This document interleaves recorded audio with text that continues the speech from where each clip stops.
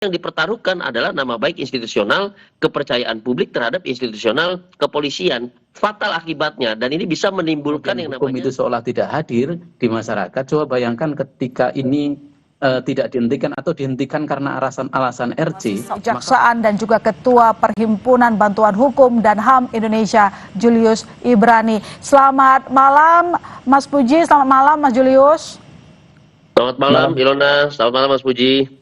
Ya, terima kasih telah bergabung di Sapa Indonesia Malam. Saya langsung ke Mas Puji dulu kalau begitu, Mas Puji. Ya. Jadi kira-kira apakah Kejaksaan harus total menghentikan kasus ini atau mungkin masih butuh ada pertemuan lagi begitu? Kalau saya dapat kabar ya, berdasarkan informasi yang beredar di media dan juga kemarin dari Komisi 3, rencana penghentian ini kan tidak dituntutnya itu kan karena restoratif justice ya, karena ditemukan di dalam. Nah, kalau menurut saya nggak tepat itu sebenarnya. Harusnya nggak perlu kemudian restoratif justice. Artinya kalau ada restoratif justice itu menjadikan penjamret itu korban kan, padahal dia sejatinya kan pelaku. Ya harusnya ditutup saja, bahwa perkara itu kan bisa ditutup karena hukum. Jaksa itu punya asas oportunitas, asas untuk kemudian melanjutkan atau menghentikan. Dan toh kalaupun toh ini sudah di P21 juga bisa kemudian minta izin ke pimpinan, baik itu Kejati maupun ke Kejaksaan Agung untuk menutup perkara ini atas dasar hukum. Dan di hukum itu kan ada nih, kalau kita lihat kan ada alasan pembenar dan alasan pemaaf. Kalau saya baca ini ada alasan pemaaf nih yang diatur di pasal 43 KUHP ini. Dalam pasal 43 itu ada namanya not where excess itu. Not where excess itu pembelaan terpaksa yang melampaui batas. Memang dia mengejar itu kan dalam rangka pembelaan karena dia bersama istrinya kan jadi korban kan. Jadi korban, tapi memang kemudian menimbulkan akibat yang melampaui batas, menyebabkan orang pelaku offender itu meninggal dunia, bahwa itu adalah ekses yang berlebihan. Tapi itu adalah alasan pemaaf yang bisa kemudian digunakan sehingga menjadikan seseorang itu kalau dimaksud di dalam pasal 43 KUHP itu tidak dipidana. Sehingga tidak perlu kemudian restoratif justice ini sudah saja ditutup. Jadi memang tidak perlu ada restoratif justice karena pada awalnya tidak ada masalah pidana di kasus ini gitu ya, Mas? Iya, betul. Kalau Mas Julius sendiri bagaimana melihatnya ketika ada dua pasal yang ditetapkan, lalu kemudian sekarang sudah minta maaf? Artinya dari awal ada unsur ketidakhati-hatian atau salah kasih pasal, atau justru karena kronologi yang dibikin berbeda sehingga jadilah putusan yang salah mentersangkakan korban? Ya, ini ada dua level Ilona. Pertama di level praktik gitu ya. Di level praktik itu seringkali penyelidik dari kepolisian, lalu juga dari kejaksaan itu, dia praktis melihat persoalan hukum itu hanya sebagai target objek pekerjaan yang harus diselesaikan dan harus segera disidangkan. Jadi kami tidak melihat ada penggalian fakta lebih dalam, ada perspektif sosial di tengah publik bahwa itu adalah masalah jambret, saksinya banyak dan segala macam, sehingga ketika dia masuk ke dalam berkas itu jadi seperti peristiwa teknis biasa. Ada penjambretan, jambretnya meninggal, SP3 selesai karena jambretnya meninggal. Lalu selanjutnya apa? Ada yang mengejar jambret, ketika dikejar jambretnya meninggal. Nah, ini kecelakaan lalu lintas dan segala macam. Jadi kita nggak ngelihat satu peristiwa yang utuh. Nah, pemeriksaan yang bersifat praktis seperti ini tentu tidak akan membawa keadilan yang substantif, tentu tidak akan membawa pemahaman kepada publik kenapa tadi pengejar jambret itu justru dipidana dan segala macam, makanya terjadi gejolak sosial.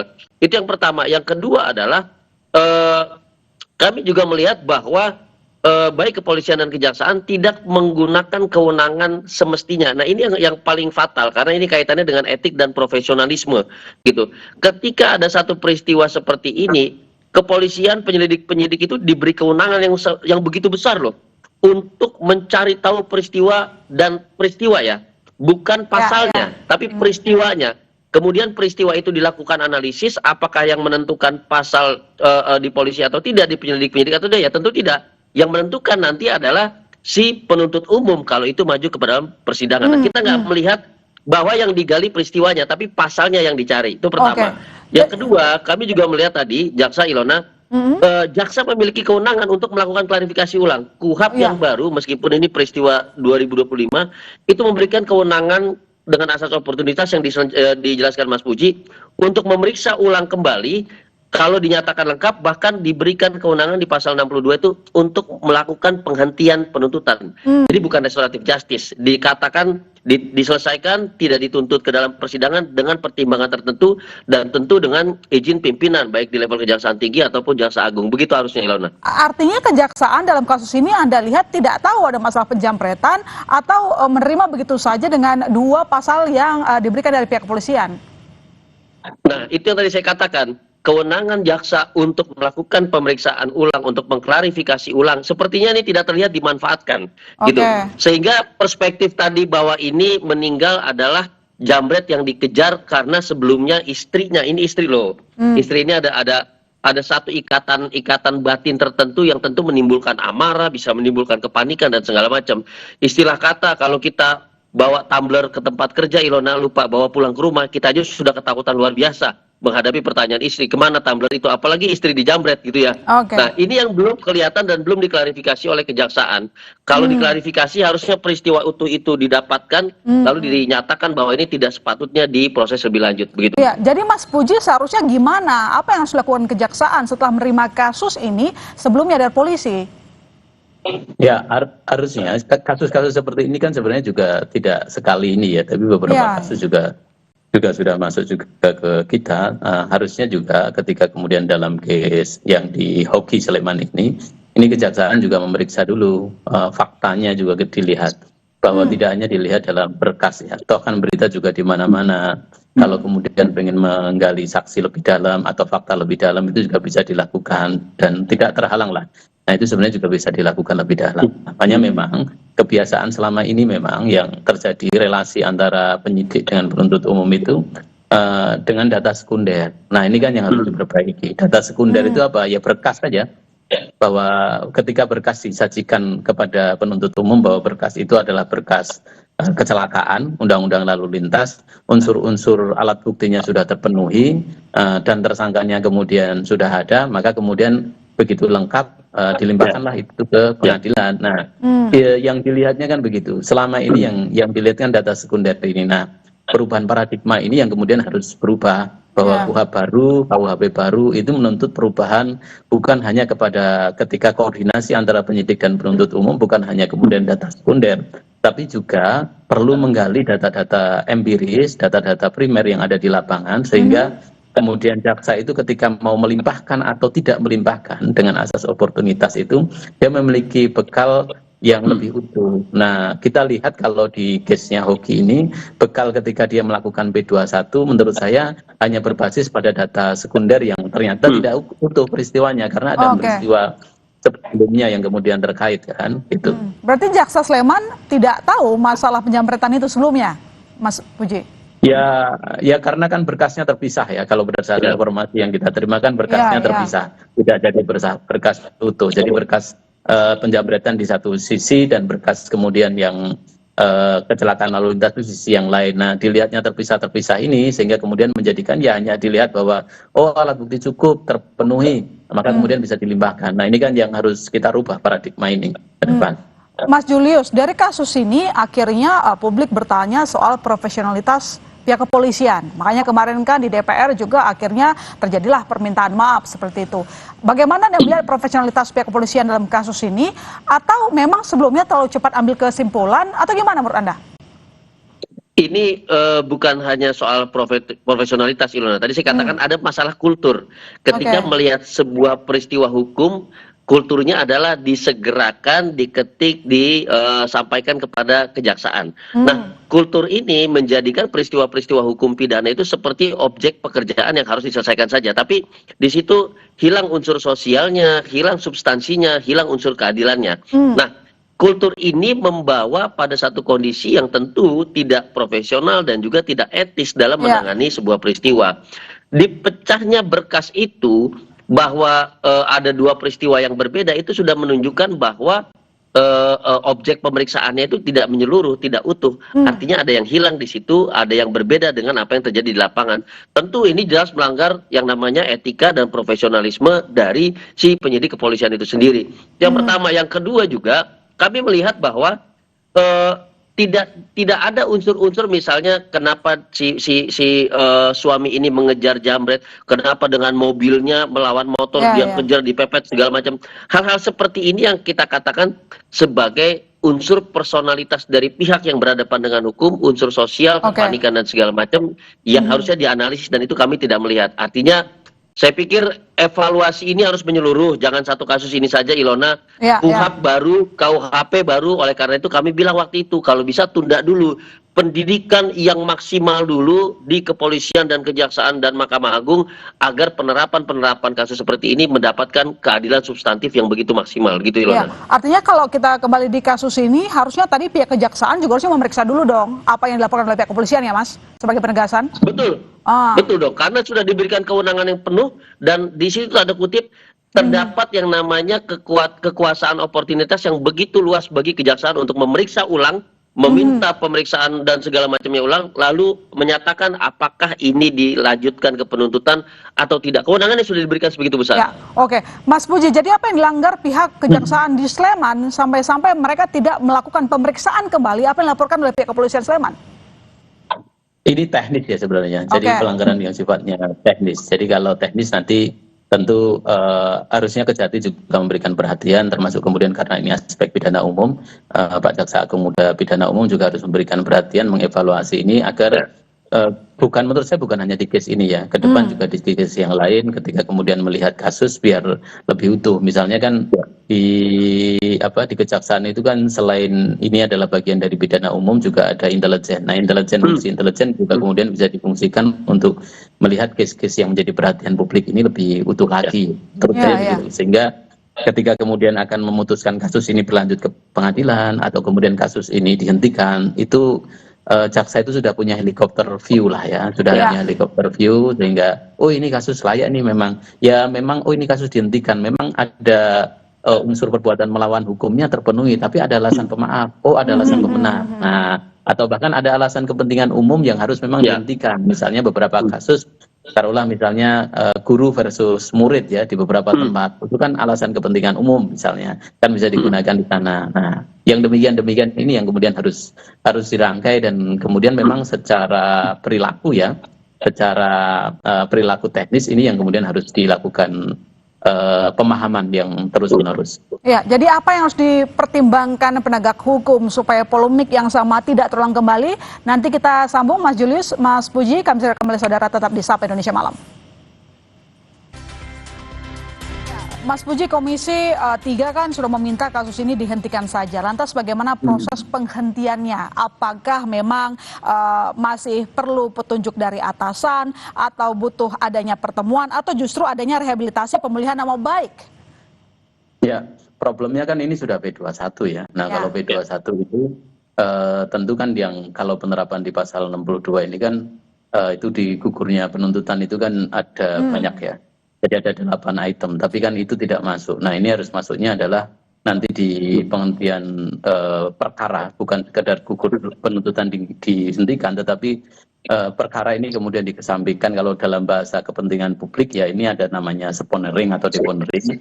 Tapi kalau dalam kepentingan ini adalah perkara ini ditutup atas dasar kepentingan hukum ya, bukan kepentingan umum, tapi kepentingan hukum. Kalau kepentingan umum kan memang tidak ada basis hukumnya, sedangkan kalau kita lihat di KUHP baru kita itu ada basis hukumnya bahwa ada alasan pemaaf yang bisa kemudian menjadikan pidana yang dilakukan oleh hoki itu tidak dipidana. Jadi tidak dipidana, sehingga tidak perlu kemudian diproses ke pengadilan. Jadi tidak perlu kemudian RC, tidak perlu kemudian segala macam, udah dihentikan saja, ditutup bahwa atas nama hukum gitu. Ya, tapi pemulihan nama baik pasti perlu dilakukan atau tidak perlu ya? Ya, otomatis dengan begitu kan yang bersangkutan dipulihkan nama, karena kan proses pidananya kan tidak berlanjut. Ketika ditutup perkaranya, maka status dia sebagai tersangka otomatis juga kemudian menjadi gugur. Oke, kalau Mas Julius dari pihak kepolisian seperti apa? Ini kan ternyata kan diakui bahwa mereka itu salah ya. Kita lihat kemarin itu Kapolri Sleman, Kombes Polisi Edi Setianto Erni Wibowo juga sudah minta maaf. Nah, sama seperti pertanyaan saya sebelumnya, apakah perlu ada seperti sanksi kepada pihak kejaksaan? Bagaimana dengan pihak kepolisian? Ya, tentu ini kaitannya dengan profesionalitas. Ini kaitannya juga etika dalam pemeriksaan tindak pidana ya. Jadi ini harus dilakukan evaluasi. Kalau ini masalah perspektif, berarti ini harus dievaluasi dari segi perspektif. Kalau kesalahan ini ternyata disengaja, tentu ini profesionalisme yang perlu diperiksa.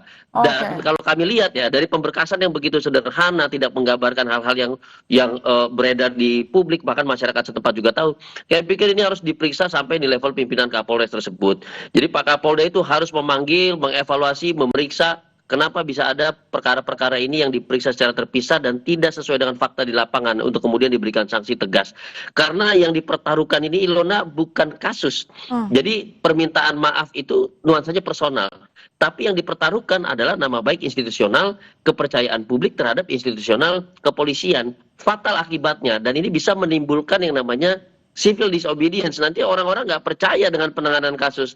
Nanti orang-orang akhirnya nggak mau berkontribusi, berpartisipasi terhadap penanganan kasus-kasus kejahatan. Padahal dari tahun 2004-2005, kepolisian itu bahkan menerapkan yang namanya community policing. Bagaimana masyarakat bisa berkontribusi dan berpartisipasi untuk menjaga keamanan ketertiban, termasuk apabila ada dugaan tindak pidana di sekitar dia. Begitu, Ilona. Ada potensi sengaja membuat keputusan yang salah atau enggak sih, Mas, dalam kasus ini? Dalam berita yang beredar itu ada potensi, ada pengaruh dari lawyer si penjamret dan segala macam. Nah, ini yang harus diungkapkan, karena kalau nanti ada kepentingan di luar daripada hukum, ada kesalahan-kesalahan, kelalaian-kelalaian yang sifatnya untuk kepentingan personal, itu lebih fatal lagi. Itu bisa mengarah pada dugaan tindak pidana terhadap rekayasa kasus, bukan hanya penanganan yang tidak etik dan tidak profesional. Begitu, Ilona. Untuk kasus salah penetapan tersangka kan nggak sekali dua kali ya, Mas Julius. Ini sudah berkali-kali, mulai dari akibat lemahnya pembuktian. Ini menjadi salah satu reasonnya. Apa sih yang membuat kita itu seperti kembali melakukan kesalahan yang sama? Jadinya orang lain, nama baik orang lain tuh jadi korban gitu, Mas Julius. Ini problem kultur ya, Ilona. Kalau pertanyaannya sederhana tapi problem kultur. Satu, dalam perspektif penanganan tindak pidana oleh kepolisian, di mana tempat kepolisian adalah berada di tengah-tengah masyarakat karena dia institusi sipil, maka dia nggak boleh pakai perspektif tunggal. Dia harus ada perspektif sosialnya, perspektif keamanan masyarakatnya, ketertibannya, kepentingan umumnya, dan segala macam. Nah, ini yang tidak pernah kita lihat. Makanya tadi saya katakan ini hanya jatuh pada pemeriksaan teknis biasa. Yang penting unsur pasalnya terpenuhi, berkasnya lengkap menurut jaksa, dilimpahkan. Ini yang menjadi kultur yang buruk di kepolisian. Makanya kemarin kami katakan kepada Komisi Reformasi Kepolisian, kepada Komisi 3, bahwa ini perlu didukung. Lewat apa? Lewat standarisasi kapasitas dan kompetensi dari anggota Polri yang menangani tindak pidana. Berarti kewenangan penegakan hukum. Itu satu. Yang kedua, bahwa pendidikannya itu harus berjenjang dan rutin. Tidak boleh pendidikannya hanya 1 tahun, baru pendidikan lagi nanti kalau mau naik pangkat 5 tahun kemudian. Oh, nggak bisa. Dinamika hukum, dinamika sosial itu selalu saling mempengaruhi. Sekarang ditambah dinamika ekonomi. Jadi penanganan oleh kepolisian itu tidak bisa dengan perspektif tunggal saja. Akibatnya apa? Salah kaprah, salah tersangka. Kan begitu. Ya, Mas Puji, lantas apa yang mungkin bisa lakukan di pihak kejaksaan begitu supaya kasus-kasus penetapan tersangka yang salah ini jangan lagi terjadi lah begitu?